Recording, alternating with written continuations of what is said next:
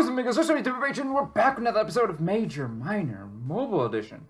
Where we last left off, we went back to Terra, and we're teaming up with the assassins and Riley in order to figure out what the hell Riley is doing. I think that's his name.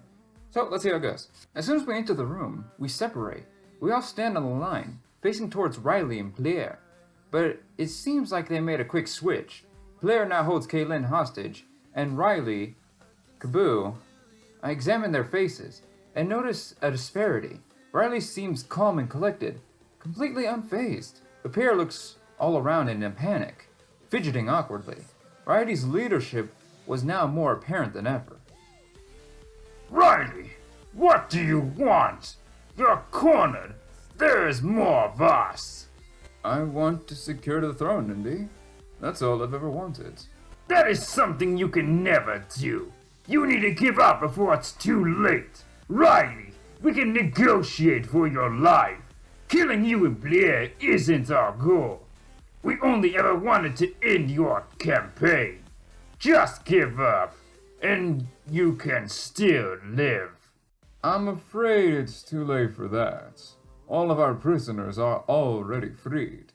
It won't be long before they start talking, and after that, they'll want vengeance. Living in fear isn't living at all. We would never be truly safe from harm. But it's good to know you're not hiding. We were sick of pretending not to know. It's so obvious that you belong to the king. This works in your favor, Riley. We can have him make a public statement. He'll announce your innocence to everyone. He would gladly make a statement like that, especially if you surrendered your campaign. At that point, you'd be a free man. I noticed that Blair has calmed down by now. It seems like he likes what he's hearing. Riley, on the other hand, seems surprised. You really think you can do that? Of course, it would be simple. But we want protection, too. A place to stay, guarded at all times. Don't press your luck, Riley. It's you who shouldn't be pressing. He presses his blade up to Kaboo's throat, smirking. Oh, no. Oh, no. We're getting them out of here alive and safe. Thank you very much. Fine, but you two have to stand down. That includes handing over Kaylin and Kaboo. Blair and Riley exchange glances before nodding. Better do this my way, Indy. You can come get Kaboo from me directly, slowly, and with no sudden movements. And after that, Conrad can get Kaylin. Then you'll escort us all to a safe place. I need to ensure that you're not lying. We'll all be at the back of the group. No one can be behind us. I know the true nature of you two. Indy and Conrad exchange glances this time. Conrad looks worried, but Indy looks confident. It was complicated, but this might all end peacefully. I highly doubt that. I'm going to walk toward you now. I'll raise my arm so I can't attack. When I get there, you hand over Kaylin. Riley nods, and Indy starts his walk. Riley looks on, unsure of what to think. But if things went awry, I'm sure he'd attack. Slower, Indy. There's no need to move so fast. He obeys instantly, almost like a puppet. Riley watches in fright as the assassin approaches him. I can see Conrad grip his sword, just in case. Kaboo and Kaylin, everything will be okay. I promise this won't last much longer. He reassures the two hostages as he arrives. After a few moments, is face to face with Riley. You must stay true to your word, Riley. I'm gonna take Kaboo and walk away. Of course, I wouldn't dream of crossing you. But before you go, can I say one thing? Make it quick. Take this, bitch. Bah! Riley clears his throat before speaking. It echoes through the large hall. You should have never trusted a politician. We're all dirty, especially King Vasquez. Or should I say, my true employer. You sneaky politician-y son of a bitch! Damn it! I knew politicians were evil. I didn't know this evil, though. And you look shocked, unable to move. Did Riley just say that Vasquez was his boss? This must go deeper than any of us thought. Riley uses his momentary confusion to make his move. He runs his blade along Caboos's throat. You're dead, Riley. Dead from my cold-blooded hands, you piece of shit. He squirms and falls to the ground in a puddle of blood. Riley, you bastard! He reaches for his daggers, but he's not fast enough. Riley plunges the knife into his gut multiple times. After the final stab, he twists the knife around. You fucking Bastard! I'll make you pay! Indy falls to the ground, making the puddle larger. Riley stands there with a sadistic grin, laughing. Indy, no! Conrad lunges forward, but Riley intercepts him. He holds Conrad in place, stopping his attack. Claire looks horrified, staring at Caboos's body, but his grip against Kaylin tightens. He's panicking. Riley walks over to his pawn, still laughing loudly. Do it, Claire. Kill Kaylin. He's the biggest thorn in our side. If you do it, we'll be unstoppable.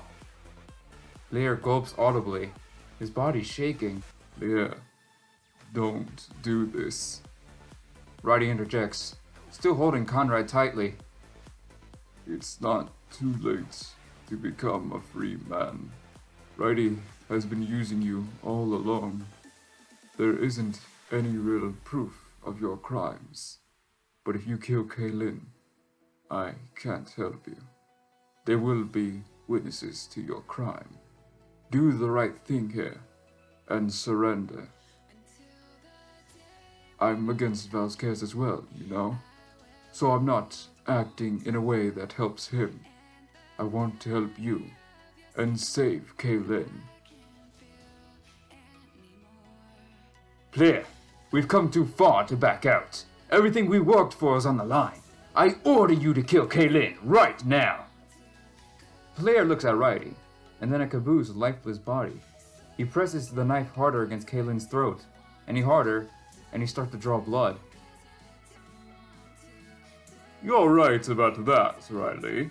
Everything is on the line right now. I'm so sorry. Please forgive me, Kaylin.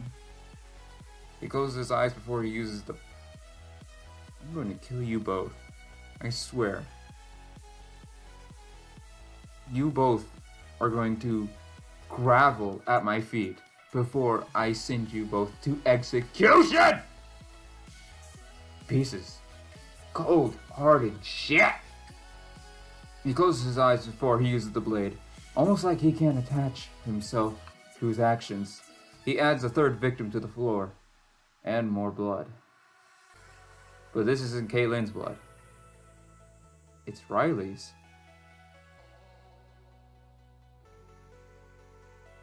There! He grabs his throat and squirms in pain. Pierre looks at what he's done, horrified. Kaylin uses the opportunity to break free. He runs toward Indy! He immediately runs towards Indy's body. He cradles him in his arms, shaking him softly. This isn't funny, Indy. Wake up! Blair runs to Caboos's body and holds it close. With the violence gone, they cry over their losses. Riley, Kaylin, and I stare on in shock. I'm sorry. My son. Oh. Well, shit! That took a hell of a 180, I'll tell you that much. But this isn't over yet. Before any of us can speak, we get visitors. They enter the room from the back, as if they watched. Oh. Look who's here. Let's see if I can do their voice, because I don't really remember it. But if it's anything with this series, I'm not going to keep the same voice for everyone because I can never remember how to do it every single time. Yeah! So this is what a revolution looks like. Pathetic. Wouldn't you agree, Nami? Yes, Nagi, I agree. They're hurt over such small losses. These men mean nothing in the grand scheme. But I'm thankful they became violent. It helped me test out my little theory. Fathers become deceitful yet again. Big surprise. They stare at all of us with sly smirks. Who are these people? And why were they watching? The man, or Nagi, starts to walk towards me. So you're the man that father wants. I have to say, I'm surprised. I expected something different. I immediately hold out my sword. And I'll never let you touch me. Not you, not Valkyries, not anyone. I will make my friend's death not be in vain. Come at me, fool! That got weird. Okay. I never used it before, so I mimic what I've seen. There's no way I could defend myself against him, but I do got Righty, and Kaylin, and Claire, even though Claire is a bit scared right now. I got my friends to back me up. Don't be so stupid, Savior. I just want to get a closer look. I back up in time with his steps. There's no way I want this guy close to me. Righty stands forward and holds out his axe. He's leaving Kaylin's defense to come to mine? Well, at least there's someone my size, but it's useless. You can't stop me. Righty takes this as a challenge and leaps forward, but I find it very hard to explain what happens next. As if she teleported, Nami blocks the way. She extends an arm and punches Righty across the room. Wow. These people are tough. And I pulled my sword out on them. If they could punch Righty across the room, I'm not having a good feeling about this. He hits the wall with a thud and falls to the floor. He's motionless, knocked out cold. This leaves me and Kaylin alone and defenseless. If Righty got punched and flown across the room, we're doomed. Thanks, my love. Oh, I thought it was his sister. Oops. That seems a little racist. No, I'm not racist. What are you talking about? He was starting to get on my nerves. He continues walking towards me. I try to back up further, but I hit the wall. He grins at me, knowing I can't go anywhere. Do you have any idea what you are? Do you have any idea what's inside you? Organs, blood, maybe a little water. I think some leftover feces, and that burrito I had earlier today. So good. But nothing else that I know. Oh, and bone. Don't forget the bone. I make eye contact with Kaylin. I can tell he wants to help, but it's pointless. Anyone who takes out Righty is just too powerful. I give up and try to run. But again, that's useless. Nami appears by my side and pins me to the wall. Nagi holds out his sword as he approaches me. Father tried to trick us. The power that he wants isn't within Terra. For some reason, it's within you. I really wish I could stop doing this voice right now, because it hurts my throat. But I'm going along with it, for the sake of entertainment and YouTube. Before I can even think, I'm skewered on his blade. He stabs it deep into the wall, pinning me in place. My body lights up in pain as I start to bleed out. He twists the blade inside of me, intensifying the pain. The gear on the base of his sword starts to turn. I can feel myself becoming weaker. I'm dying. Looks like we've won the race, Nami. I didn't think it would be that easy. Anything to say before I unleash this? Here's to the future we create. Yes, to the future we create. He pushes the blade deeper, and the gear spins faster. I feel like it's draining me of my very essence. They give me such terrifying grins. I have to look away. A moment later, my vision fades into nothingness. The last thing I hear is Pierre and Conrad's cries. They weep over the family they will never see again. For on that day, they became only memories. And so am I. Now back to Earth for our daily scheduled program. 7 months prior. I smile as I run down the halls of a local mall. Every day that passed, my odds got even bigger. The Pop Star contest had become a worldwide phenomenon. Stocks rose and stores sold out. Everyone wanted to win. Oh, so it's like Charlie and Chocolate Factory or Willy Wonka and the Chocolate Factory with the golden tickets. Just like that, right? In a way. Cool. I tried not to drink too much, but it was addicting. Not only the caffeine, but the prize that awaited. Everybody wanted to live a life of luxury like that. We all had worries we just wanted to melt away. There were so many stores I could choose from, but I had a local joint that I liked to stick to. It didn't get much business, and I thought that it'd help. I suppose that's something like a gambler's hope. The less used machine will pay out more, right? At least that's what I told myself every single day. Nobody had won yet. Both cans were still in the wild. I turn a few corners and end up at my favorite store. The clerk greets me as usual, and I walk inside. I notice my new addiction.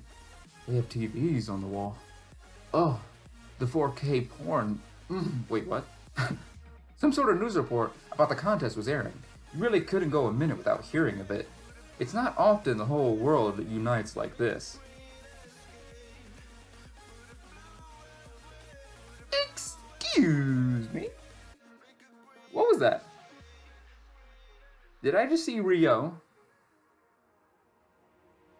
I'm sorry. I'm confused. I walked a little deeper into the store. For some reason, they kept the cooler in the back. Maybe it was to tempt me with other choices. I'm confused. What's going on? What is happening? I wonder who I'd meet if I won. I'm sure the people running the tour would be awesome. At least, I hope that was the case. Some people can be all business and no pleasure. Am I having flashbacks? Is my life flashing before me? Oh no, this ain't good. But I'm sure Clace would be great. At least, you hear all kinds of things on the news. He was young and had a long career ahead of himself. My life is flashing before my eyes. I'm truly dying. Great. So I'm not going back to Earth? Nah. I'm truly gonna die. Yay. I really hope that's not how the game ends. But let's not forget about the people behind the scenes. There were those involved that no one even knew about. Not everybody liked the limelight after all. The slight pain starts radiating in my head. I hate headaches. I've been getting them a lot lately. I do my best to push it aside as I arrive at the cooler. But when I get there, I notice they're all sold out. Damn! I guess no more Pop Star for me then. My addiction will run wild if I don't get some Pop Star. Did somebody come and buy out their supply? I quickly turn around and walk back to the clerk. It's extremely unusual that this place would sell out. I decided to talk to them and ask what's going on. Their clerk shrugs and says that they have lots. He tells me that I must overlook them. That's weird. I'm not the type to do that. The headache gets even more intense, and I stumble. I press myself against a corner for support. The clerk asks if I'm okay, and I signal that I'm fine. Or am I really? I look at the TV once again. The report has changed. Now they're talking about murders or something. It's a shame. That's the kind of world we live in. Maybe we're using the contest to mask our flaws. I decided to give it a shot and check the cooler again. Not expecting anything, so I have nothing to lose. But before I can get there, the pain returns. I take a moment to brace myself, holding onto a shelf. It gets worse. Despite all my coping techniques, I try to call out for help, but no one comes to my aid. And just like that, my body gives up. My hand slips from the shelf and I fall to the ground. My head crashes harshly against the linoleum floor. I expect to be knocked out, but that's not what happens. It's like the fall flipped a switch in my mind. It's at that moment that I remember everything.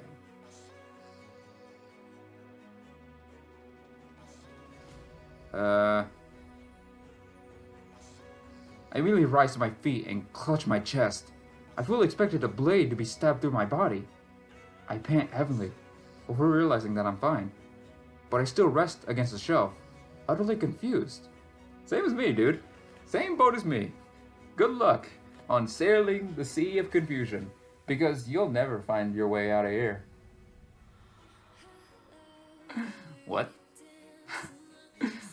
Why was I here before I won the contest? Who were those people that attacked us? What happened to everybody in the ballroom? How could I get back to help them? I have to win the contest. Wouldn't I? But this store is all sold out. I could have sworn that this is where I won. After that thought, one last memory returns to me. I check my pocket, and sure enough, there it is. The replica that Singe gave to me in our meeting. I gulp audibly and look back in the clerk's direction. For all intents and purposes, this was a winning can. Oh. Okay. I'm starting to get it, but I'm not quite sure if I'm correct, so I'm just gonna not say it. I don't really have a choice. I'd have to use this. It's the only way I could get back and try again. Perhaps this time, things would be different. I walk back and laugh, telling the clerk he was right. He rings through the purchase, and I pay him promptly. I leave the store, certain of one single fact. I will have my vengeance. This was how I won my place in Clace's World Tour. Chapter 8. Hey! Hell yeah! This, I believe, and 2 more chapters, and I think that's the end of the game. I'm jolted awake, and I cry out for help. But I quickly realize this was an over-exaggeration. I pant heavily, and my body uncontrollably shivers. I'm covered in a layer of sweat that feels like ice. Hey, it's okay. You're safe now. Take this. It should help you out. He must have noticed my shivering. He placed a blanket on my shoulders. I wrap it around my body tightly and look up at him. I ask him what just happened and where we were. So I am back on Earth. Hey, I was right. So that means my body in Terra is completely dead. Ooh. How am I gonna get back? Ooh, that's a conundrum. You were thrashing about in your sleep.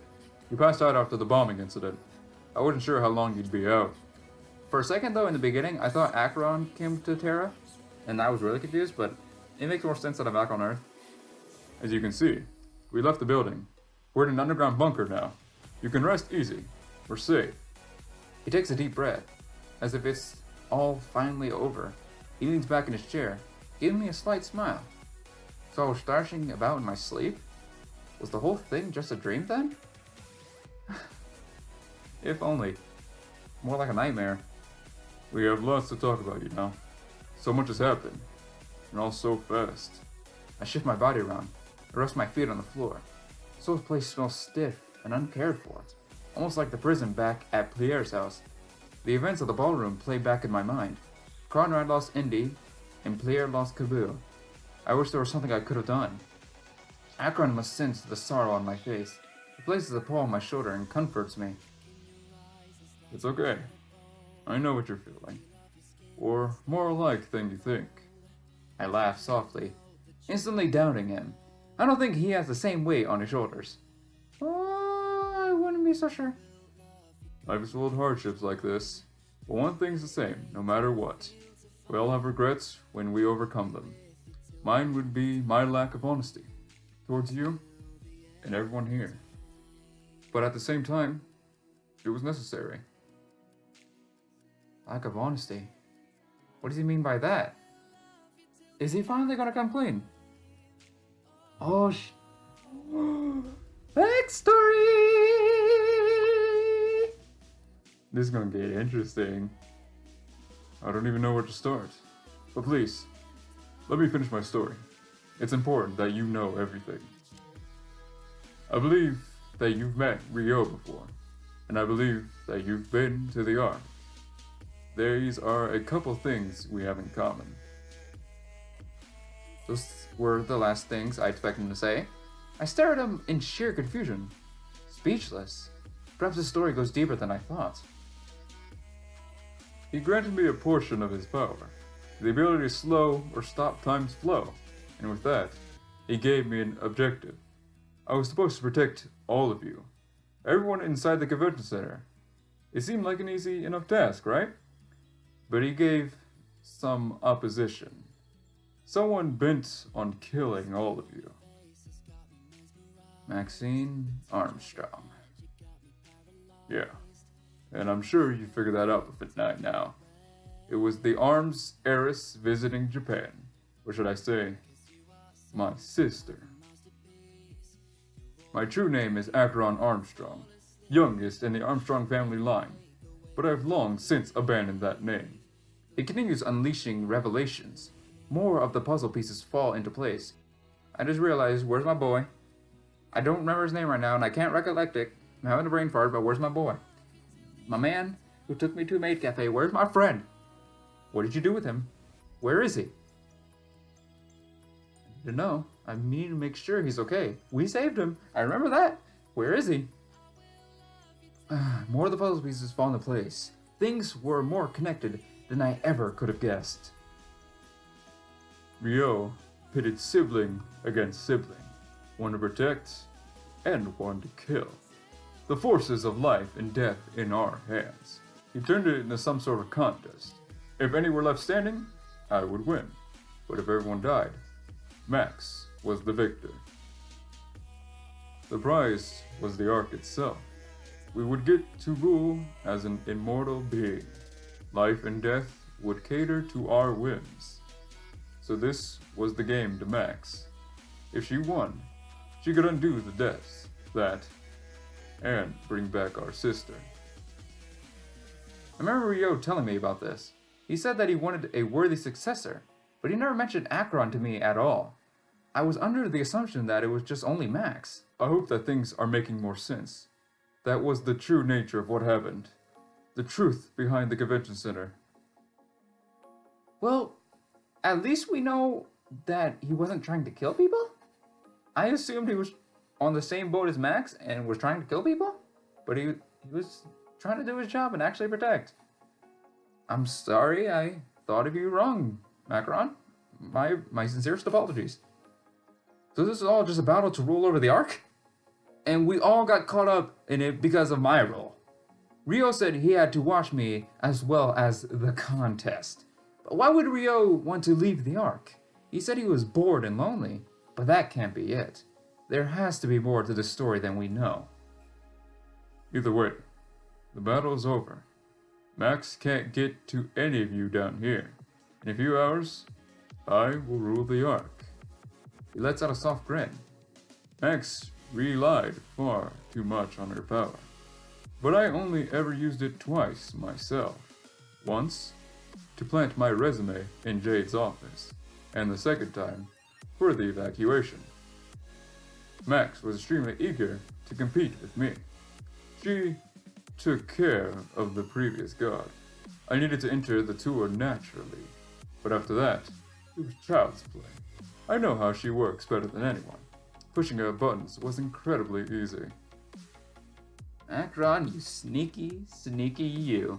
First, you're going to hide a tape recorder or video or voice recorder in your pocket when you're talking to Max, and now this?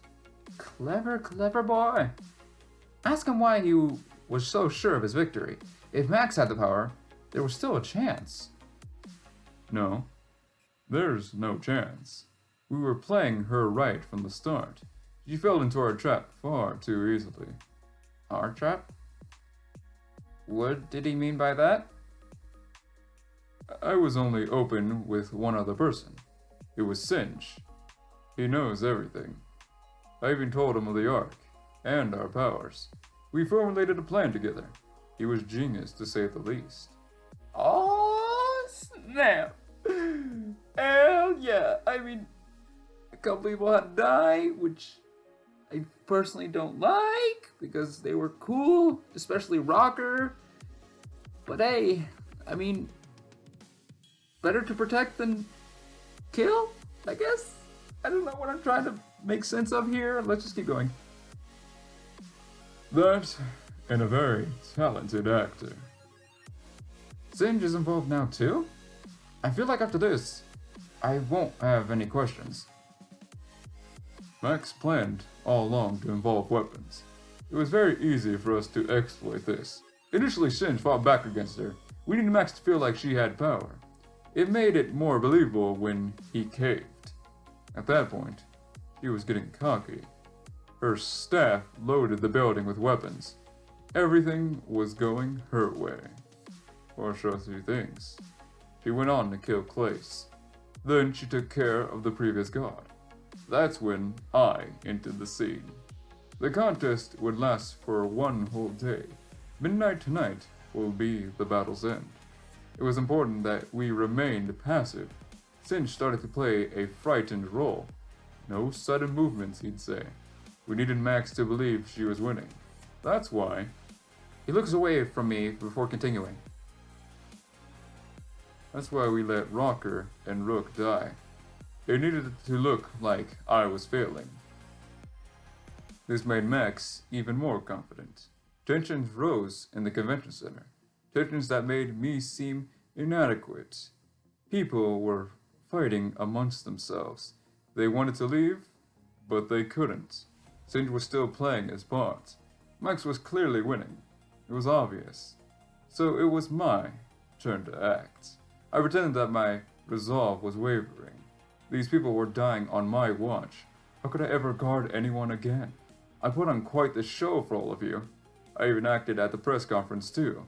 I still feel bad about that outburst, but it was important to showcase doubt. Max had what she wanted. Singe was completely in her pockets. Her brother wasn't able to outsmart her.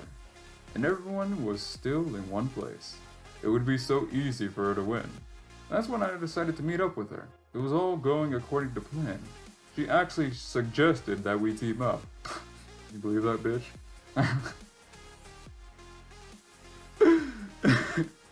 I'm sorry. She said we could kill the rest together, but she didn't know I was recording. I got her to admit that she was the killer, but she thought she was just coverting me. That is extremely smart. Actually, it's almost unbelievable. But one part irks me about all this. It implies that they willingly sacrifice lives. Yeah, that part I'm not too keen on, but we'll see how it plays out. I'm not proud of what we did either, but it was either them or all of us. I'm sure you know that feeling as well. Either way, we worked with the police.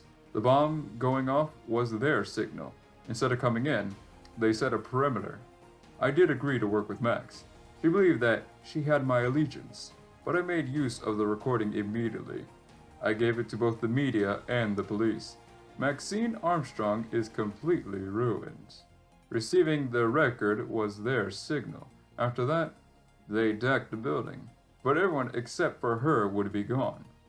This whole plan assumed a lot, of course. First, that she would use her weapons, and second, that she would confess to me. But I know how she works after all. I was certain it would unfold this way. That's why I made them tactical signals. Trust me, she's not winning. If they didn't catch her, she's on the run. She'll lose control of the company as well. I picked that exact time to evacuate. She'd be caught up in saving her own life. There's no way she knows where we are. I believe that's what you call checkmate. Oh snap, Acheron. This is crazy, to say the least. But if anyone could do it, it was them. And the fact that we're here confirms it. The strategy involved was unfathomable to me. I was just an unlucky soul caught in the middle. I don't know what your role really is. In fact, I don't even know if Rio does. But he'll be coming here shortly anyway. He has to take me to the Ark. Or should I say, my new home. Perhaps he'll have some answers then. I suggest taking a walk around. Everyone is here except for Daz and Singe. They're resting in a separate bunker. I still thought it would be wise to do this. If Max found one of the bunkers, she still wouldn't be able to win. But for the first time, you're safe. I'd enjoy this evening with everybody. Your duty as the savior may come soon as well. I nod and return to my feet. He was right. Things were coming to a close. I slowly walk towards the exit of the room. Before I can leave, Acheron calls to me. I quickly turn back and look at him. Hey! My bond with Acheron was strong enough.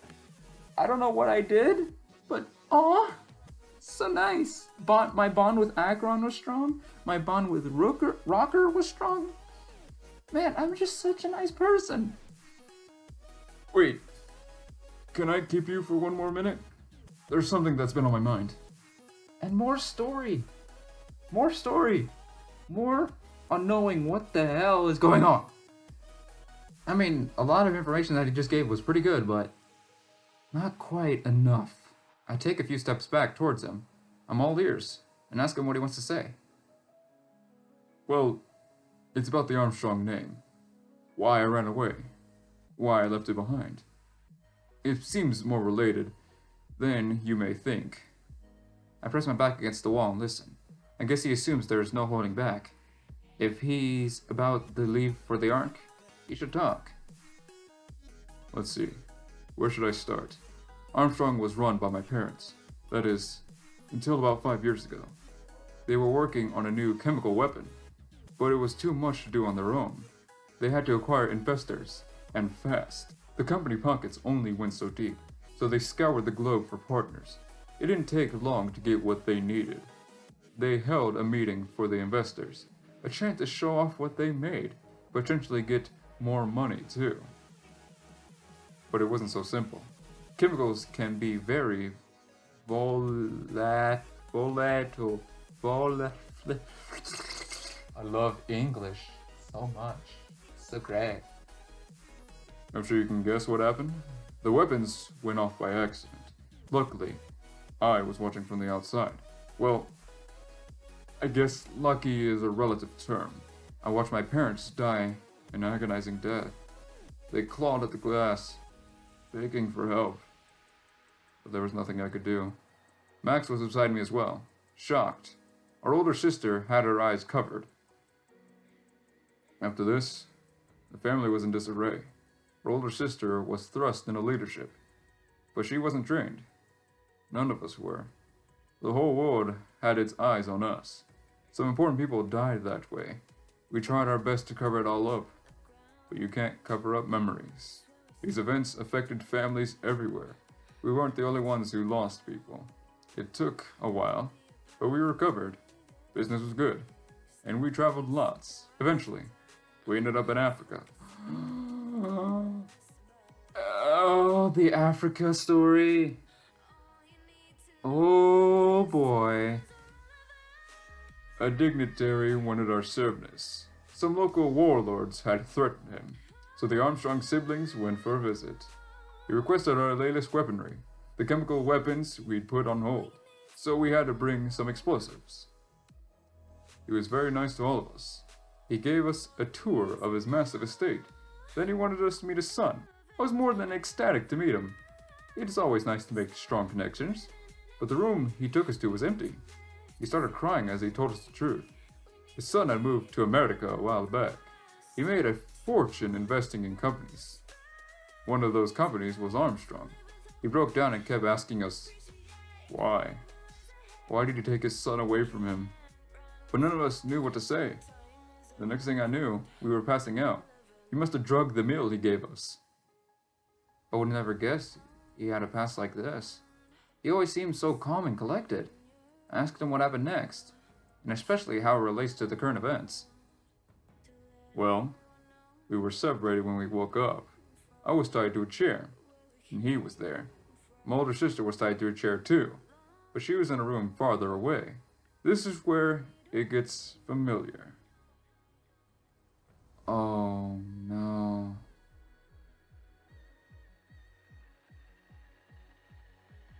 Oh. Oh, boy. I don't got a good feeling about this. We both had bombs strapped to us. He left the room and told Max to choose.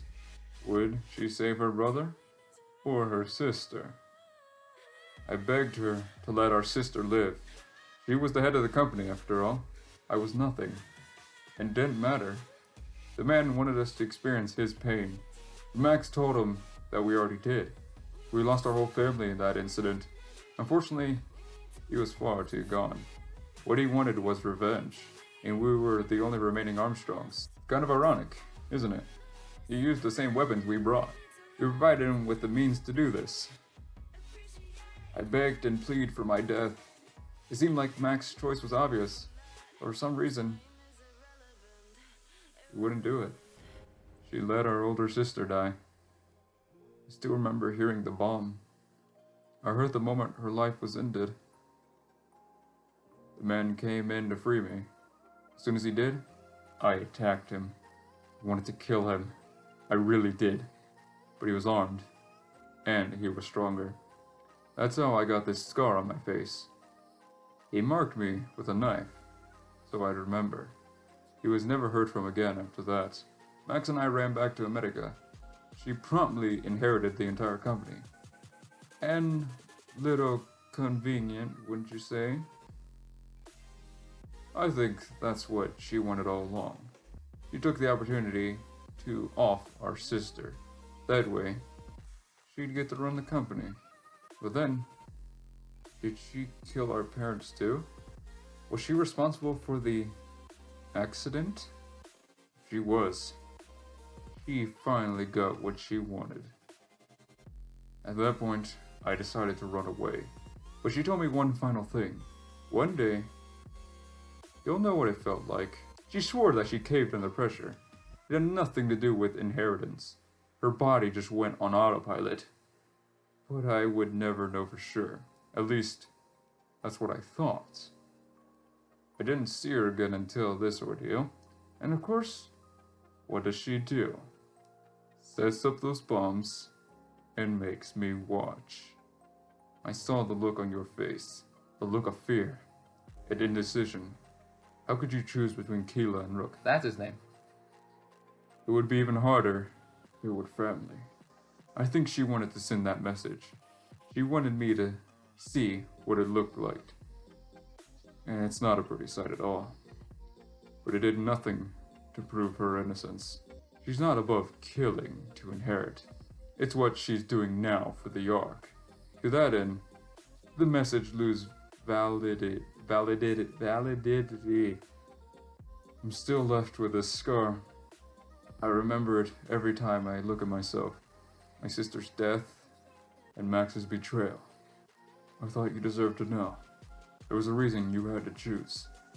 It was only to prove a point to me. I'm sorry you had to experience that. Maxine Armstrong is insane. She killed to take over the company. She killed at any chance for the Ark. There's nothing she won't do. Now, I don't know why Sinch agreed to help, but Armstrong is a heartless company. I wouldn't be surprised if he was a victim. But I'll give you one piece of advice. If you ever see her again, run away. Doing that made my life all the better. He crosses his arms, as if he's done talking. I notice a slight glisten in his eyes.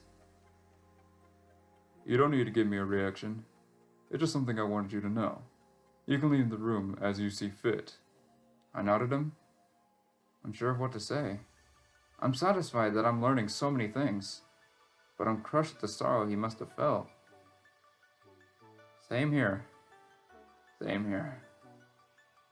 One of the first things I'm going to do, I'm going to bring back my sister. She'll make this world a better place. And I'm very sorry for lying to you. I hope that you can learn to forgive me. As I said, lack of honesty is my regret. But this whole thing was a setup. I couldn't risk the operation. This time, I was forced to lie. I never would have done it otherwise. He smiles at me, with nothing else left to hide. Then he returns to his chair, ending the conversation. It's true. He could bring her back if he wanted. I assume he could do the same for all the others. It would take a while to process all this information, but at least some of my biggest questions were answered. I leave the room with a sense of satisfaction. And that's where I'm going to end off the episode. Man! This episode, man. Sheesh. I die. A lot of people die. We get some more information that is vital, that will help us, probably, for the game, in the story. I'm trying to make sense here, but I don't think I am. If you know me by now, I'm not good at explaining shit. So, either way, I'm just gonna end off the episode here. I'd like to thank you all so much for watching. I hope you guys did enjoy. And I'll catch you on the next one. Hasta la vista, baby.